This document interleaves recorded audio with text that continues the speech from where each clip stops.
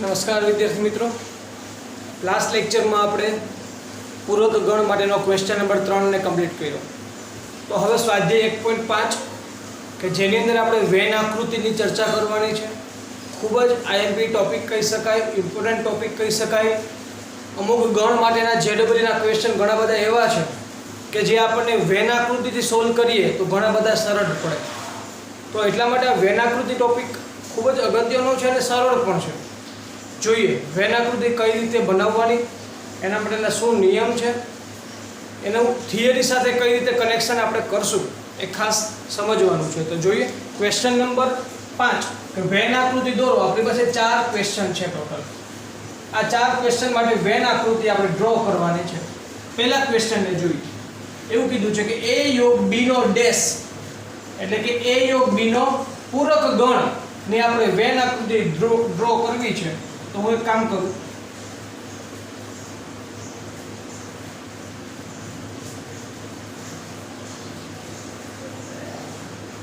તમને બધાને સારી રીતે હોય તો ખ્યાલ હશે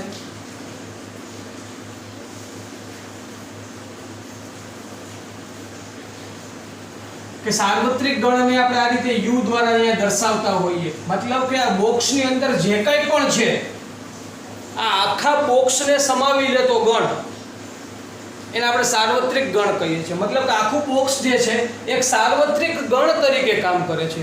આપણે જે કંઈ પણ ગણને હવે અંદર દર્શાવશું એ એના સાર્વત્રિક ગણની અંદર હશે કે જે એના ઉપગણ છે. ઓકે, તો આ સાર્વત્રિક ગણ તરીકે આપણે આ બોક્સને લીધેલા છે. 2 બોક્સ લીધા.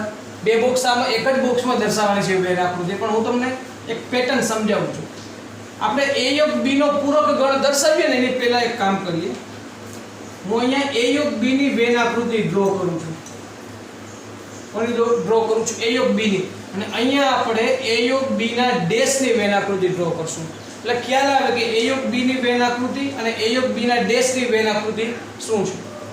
જોઈ શકો છો a યોગ b શું બતાવે? a ગણ અને b ગણનો યોગ ગણ બતાવે. આ બે શું બતાવે? a ગણ અને b ગણના યોગ ગણ નો પૂરક ગણ દર્શાવે છે. ઓકે, તો ગણ a ગણ b જરૂરી નથી કે છેદગણ હોય જ. છેદગણ કદાચ ન પણ હોય. ઓકે, છેદગણ ન હોય તો આપણે જોઈ શકીએ આ રીતે આકૃતિ બને. આ ગણ a છે, આ ગણ b છે. મતલબ કે આ બંનેમાં કઈ સામાન્ય વસ્તુ નથી. મતલબ કે બંનેનો છેદગણ કેવો છે? ખાલી ગણ છે. તો આ ગણને કેવા ગણ કહેવાય? અલગ ગણ કહેવાય. એક સાથે ઘણું બધું રિવિઝન આપણા લેક્ચરમાં થાય. ઓકે, તો આ બંને અલગ ગણ છે. તો આ બંનેનો યોગ ગણ આપણે દર્શાવવો હોય કે a યોગ b ની વેન આકૃતિ ડ્રો કરો તો બીજું કાંઈ ન હોય. આ રીતે આ a યોગ b ની વેન આકૃતિ ડ્રો થઈ ગઈ. સમજાય છે? કારણ કે વ્યાખ્યા શું કહે? ગણ a માં હોય એટલે a માં હોય એવું બધું લઈ લીધું મેં, અથવા b માં હોય એટલે b માં હોય એવું પણ લઈ લીધું. વાત પૂરી થઈ ગઈ. વ્યાખ્યા પ્રમાણે આગળ વધીએ એટલે આપણે એકદમ ઈઝીલી સોલ્વ કરી શકીએ. પણ અત્યારે મેં તો અહીંયા તમને છેદગણ દ્વારા દર્શાવેલું છે. હવે a યોગ b ને આપણે દર્શાવીએ તો સ્વાભાવિક છે. આ ગણ a છે આપણા માટે, આ ગણ b છે.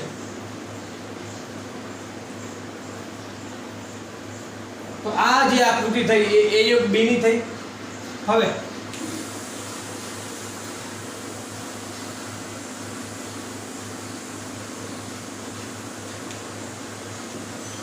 આ ગણ a છે, આ ગણ b છે. મારે a યોગ b ના ડેશ એટલે કે a યોગ b ના પૂરક ગણનો વેન આકૃતિ ડ્રો કરવી હોય તો તમને ખ્યાલ આવી જાય કે ભાઈ a યોગ b નો પૂરક ગણ એટલે શું? તો કે આ વિસ્તાર નહીં લેવાનો. પૂરક ગણનો મતલબ જ એ છે ને. હા, આ વિસ્તાર હવે લેશું નહીં. તો એના સિવાયનો વિસ્તાર. તો એના સિવાયનો વિસ્તાર કયો છે? સમજી ગયા છો શું કહેવા માંગુ છું?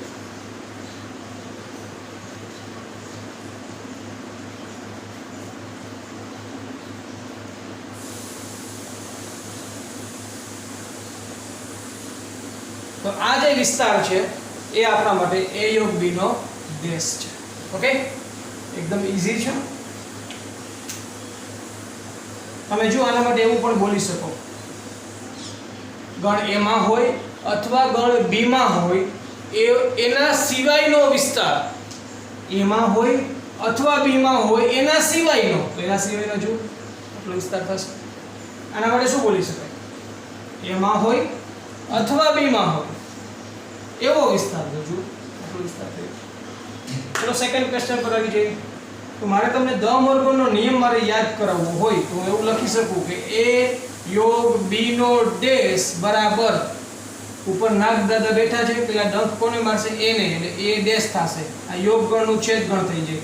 B નો શું થાય? B dash. તો એ જ વસ્તુ અહીંયા છે. મતલબ કે ઉપર જે છે ને એ જ અહીંયા નીચે છે, પણ એને દર્શાવ્યું છે અલગ અલગ રીતે. બાકી છે તો બે સરખું જ. આ A યોગ B નો ડેશ એટલે જ શું થાય? A ડેશ છેદ B ડેશ થાય.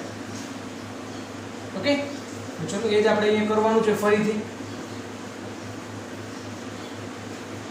પણ મારે તો તમને બહુ પરફેક્ટલી સમજાવવું છે કે ભાઈ આની વેન આકૃતિ કઈ રીતે બનશે. ફાઇનલી આપણને ખ્યાલ તો આવી જ ગયો છે ઓલરેડી કે ભાઈ A ડેશ છેદ B ડેશ શું બતાવે છે કે A યોગ B નો ડેશ જ બતાવે છે. એટલે હું ડાયરેક્ટલી આ રીતે આમ પણ કરી શકું. આ એનો આન્સર છે. ઓકે, પણ આપણે અહીંયા ડ્રો કરીએ. આ સાર્વત્રિક ગણ u. ભાઈ બે આકૃતિ દોરવી જરૂરી નથી. આ તો મેં તમને સમજાવવા માટે પ્રયત્ન કરેલો છે કે આ આપણા A યોગ B છે ને આ આપણા A યોગ B નો ડેશ છે. ચલો આ સાર્વત્રિક ગણ. હવે આ ગણ A લખું છું, ગણ B લખું છું. ના આપણે નીચે આકૃતિ દોરીએ છીએ A ડેશ છેદ B ડેશ. ચલો રેડી. હવે ખાસ ધ્યાનથી સમજજો. આને વચાઈશું. A માં ન હોય, A માં ન હોય અને B માં ન હોય. A માં ન હોય અને B માં ન હોય તેવો વિસ્તાર. ચલો ભાઈ A માં હોવો જોઈએ નહીં, A માં ના હોવો જોઈએ અને B માં પણ ન હોવો જોઈએ. તો સ્વાભાવિક છે વિસ્તાર કેવો આવે? હજી કોઈ આ ચેપ્ટર ભણ્યા ના હોય ને એને તમે આ બે વાક્ય રજૂ કરી દો, બોલીને બતાવો કે ભાઈ હું જે કહું છું એ પ્રમાણે તારે કરવાનું છે. તમારે બોલવાનું કે A માં ન હોય અને B માં ન હોય તેવો વિસ્તાર. તો આ એ અજાણ્યો વ્યક્તિ આ રીતે જ આપણને દોરીને આપશે કે ભાઈ આ વિસ્તાર તો એવો છે, A માં નથી અને B માં પણ નથી. ઓકે, એટલે કે A ડેશ છેદ B ડેશ કે જે આપણા માટે ઓલરેડી અહીંયા મેં ડ્રો કરેલું જ છે, જોઈ શકો છો. તો અહીંયા આ રીતે પણ આન્સર છે અને આ આન્સર પણ આપણો સાચો છે. ઓકે, બે સેમ ટુ સેમ જ છે. સેમ ટુ સેમ હોવાનું કારણ કોણ? દ મોર્ગન. દ મોર્ગન મુજબ A યોગ B નો ડેશ બરાબર A ડેશ છેદ B ડેશ થાય. એટલા માટે બંને આકૃતિ આપણને સેમ મળેલી છે. એવી જ રીતે અહીંયા પણ એવું જ બનશે. A છેદ B નો ડેશ છે તો અહીંયા પણ હું એવું જ કરું. અહીંયા તમને બે આકૃતિ દ્વારા સમજાવવાનો પ્રયત્ન કરીશ.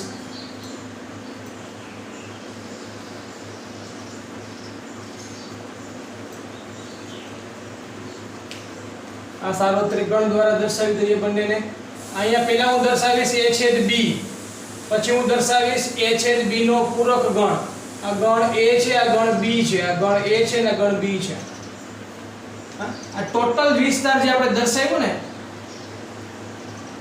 એ આપણા માટે A યોગ B હતો. તો જો પહેલા A છેદ B, તો A છેદ B માટે શું બોલે? A માં હોય અને B માં હોય. મતલબ શું થયું? A માં પણ હોવું જોઈએ અને B માં પણ હોવું જોઈએ. હવે બંનેમાં હોય એવો ઘટક, એવો વિસ્તાર કયો? મેં એકદમ ઈઝીલી કહી શકો કે આ જે છે ને A છેદ B છે. મેં દર્શાવી દીધી બેન આકૃતિ. A માં પણ હોય અને B માં પણ હોય તો એવો વિસ્તાર માત્ર આટલો છે.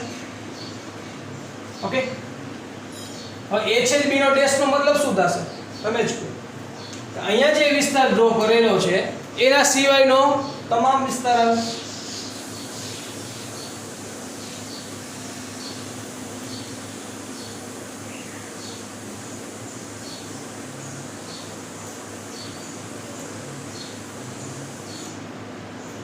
ચલો જુઓ, સોરી,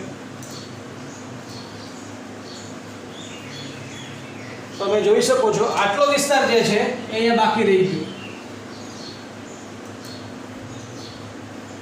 કારણ શું? કારણ A છેદ B અહીંયા મેં રજૂ કરી દીધા. હવે શું આવે છે? a છેદ b નો પૂરક ગણ, એટલે કે a છેદ b સિવાયના વિસ્તારને રજૂ કરવો છે. તો જો a છેદ b સિવાયનો વિસ્તાર એમાં હોય અને b માં હોય એવા વિસ્તાર સિવાયનો વિસ્તાર, એટલે કે આ તમે જોઈ શકો છો. આ કોઈ પણ વિસ્તાર તમે ચેક કરી લો, આ બે વર્તુળ બહારનો વિસ્તાર ચેક કરો તો એમાં હોય અને b માં હોય એવો વિસ્તાર નથી. ફક્ત આટલો વિસ્તાર ચેક કરો તો એમાં હોય અને b માં હોય એવો આ વિસ્તાર નથી. આ વિસ્તાર માટે પણ એવું જ કહી શકાય, એમાં હોય અને b માં હોય એવો પણ આ વિસ્તાર છે નહીં. માત્ર એ વિસ્તાર કયો છે? આ. તો એના સિવાયનો લેવાનો હતો તો મેં બધું લઈ લીધું. ચલો નીચે આવી જાઓ.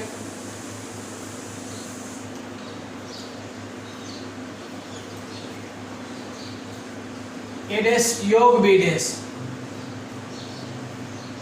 ચલો સાર્વત્રિક ગણ u, ગણ a, ગણ b આપણે દર્શાવવું છે a ડેશ યોગ b ડેશ.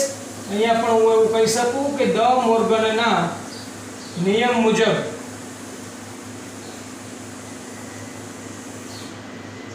a છેદ b નો ડેશ બરાબર પેલા ડંક કોને મળશે? a ને, એટલે a ડેશ છેદ ગણનો યોગ ગણ b ડેશ થઈ જશે. મતલબ કે આપણો આન્સર અહીંયા પણ છે, જોઈ શકો છો.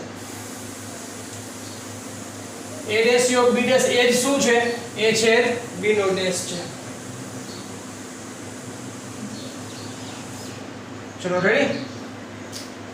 તો આને વચાઈશું જે રીતે અહીંયા લખ્યું એ જ રીતે અહીંયા પણ લખીએ આપણે. a માં ન હોય, અહીંયા અને લખતા હતા, હવે શું લખશું આપણે? અથવા b માં ન હોય એવો વિસ્તાર. જો ભાઈ સમજો, a માં ન હોય, સાંભળો પહેલા પહેલી પ્રશ્ન આપણે આને રજૂ કરી દઈએ. a માં ન હોય એટલે કે a માં ન હોય એવો વિસ્તાર રજૂ કરીએ. તો આ તમામ વિસ્તાર એવો છે કે જે a માં નથી. ખાસ સમજો.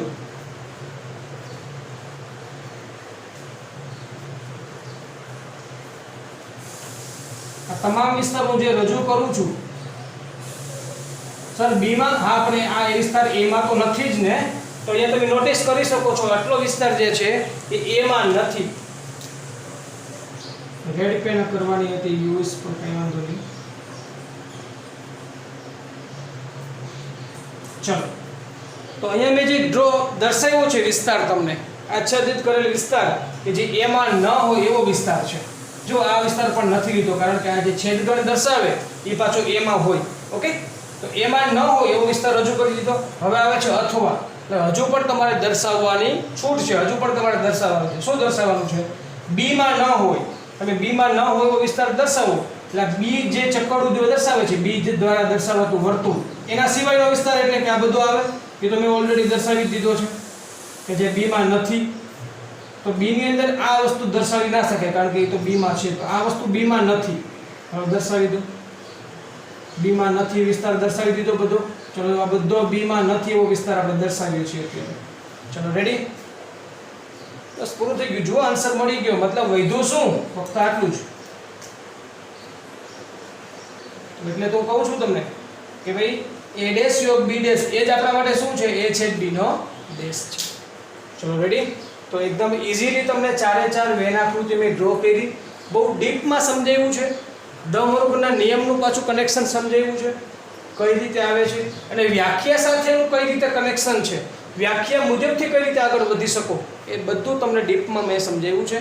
આ જ વસ્તુને એકદમ શોર્ટમાં પણ સમજાવી શકાય, પરંતુ વ્યાખ્યા સાથે સમજાવવાથી લોંગ ટાઈમ યાદ રાખી શકાય. કારણ કે કદાચ જો ગોખેલું હોય તો ભૂલાવાની શક્યતા છે, પણ આપણને વ્યાખ્યા તો યાદ હોય જ. અથવા તો આ જે સંકેત છે એ સંકેતને વાંચવો કઈ રીતે, બોલવો કઈ રીતે, એ બધું મેં તમને વ્યવસ્થિત સમજાવ્યું છે. તો એ રીતે આપણે વેન આકૃતિને કમ્પ્લીટ કરીને બતાવી, વિડીયો પોસ્ટ કરી, ક્વેશ્ચનને નોટ ડાઉન કરી, ત્યારબાદ આપણે આગળના ક્વેશ્ચનમાં વધશું.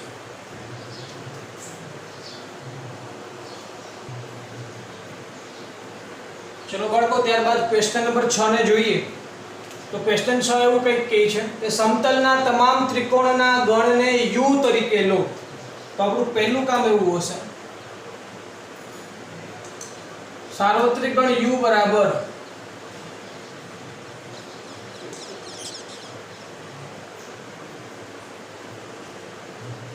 x કે જ્યાં x એ સમતલના તમામ ત્રિકોણો. ચલો આ સાર્વત્રિક ગણને મેં દર્શાવી દીધો. x કે જ્યાં x એ સમતલના તમામ ત્રિકોણો છે. પછી શું કહે છે? જો ઓછામાં ઓછો એક ખૂણો 60 ડિગ્રીથી ભિન્ન હોય તેવા ત્રિકોણના ગણ A હોય. હવે ગણ A ને દર્શાવીએ કે x કે જ્યાં x એ ઓછામાં ઓછો એક ખૂણો 60 ડિગ્રીથી ભિન્ન હોય તેવા ત્રિકોણો છે. આ ગણ A થઈ ગયો. ગણ A શું કહે છે કે x કે જ્યાં x એ ઓછામાં ઓછો એક ખૂણો, ત્રિકોણના ખૂણા કેટલા? 3. એમાંનો ઓછામાં ઓછો એક ખૂણો છે ને 60 ડિગ્રીથી ભિન્ન હશે. કહેવાનો મતલબ શું થયો? એક ખૂણો કેવો છે? 60 ડિગ્રી નથી, 60 ડિગ્રીથી ભિન્ન છે. તો એના પૂરક ગણ માટે હું એવું લખી શકું a' u - a. એને પણ હું તમને ગુણધર્મની રીતે જ લખી નાખું તો આવું લખી શકાય x કે જ્યાં x એ ઓછામાં ઓછો, આમાં એવું કહે છે કે ઓછામાં ઓછો એક ખૂણો 60 ડિગ્રીથી ભિન્ન છે. તો એનાથી ઉલટું શું બોલાય કે ઓછામાં ઓછો એક ખૂણો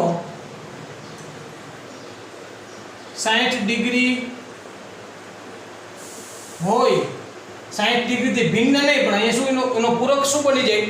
પૂરક એનાથી ઉલટું, એનાથી નેગેટિવ. 60 ડિગ્રીથી ભિન્ન નહીં, પણ એનો મતલબ શું થયો? એનાથી પૂરક શું થયું? 60 ડિગ્રી હોય તેવા ત્રિકોણો છે. ઓકે, આ આપણા માટે એનો પૂરક ગણ થઈ ગયો. એકદમ ઈઝી છે ભાઈ.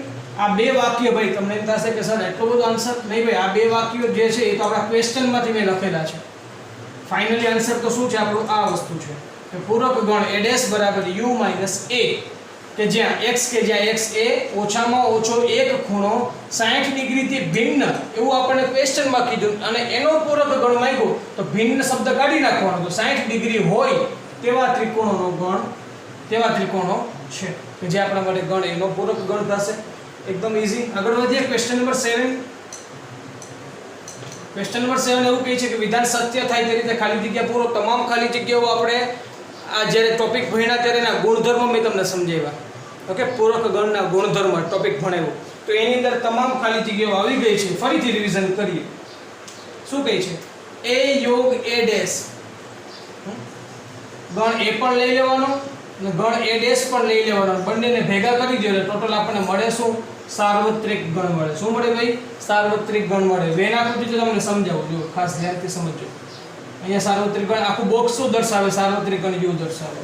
આ શું છે? a છે. આ ગણ a લઈ લીધો. આ ગણ a થઈ ગયો. a ડેશ કોને કહેવાય? કે ચકડા સિવાય એને. આ ગણ a ને દર્શાવ્યો. હવે એમ કે કોઈ મને એમ કહે કે a ડેશ ને દર્શાવો તો મારે આ a ડેશ થઈ ગયું.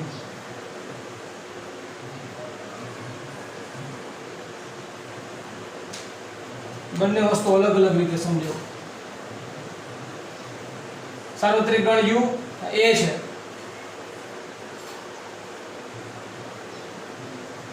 બંને આકૃતિ અલગ અલગ દર્શાવો. પહેલા a ને દર્શાવો તો આ a દર્શાવી દીધા મેં. ગણ a. કોઈ એમ કે a ડેશ દર્શાવો તો આ a ડેશ દર્શાવ્યા કહેવાય. ચલો હવે બંનેને ભેગા કરવાનું હું કહું કે બંનેનો યોગ ગણ કરો તો બંને ભેગા થઈ જાય તો શું થાય? આટલો વિસ્તાર પણ આવે અને આ બધો વિસ્તાર પણ આવી જાય. એનો મતલબ શું થયો? ટોટલ આપણને સાર્વત્રિક ગણ મળ્યો. ચલો આ થિયરી મેં તમને વેન આકૃતિ દ્વારા પણ સમજાવી દીધી.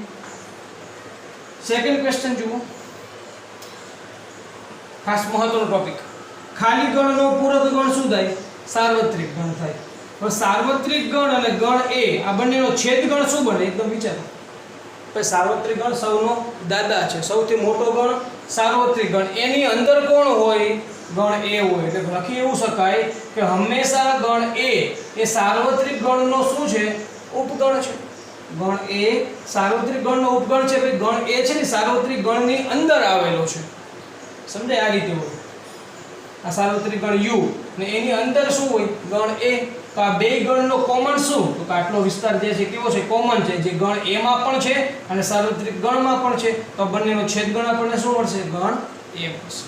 રાઈટ એ વસ્તુ પણ આપણે ભણી ગયા.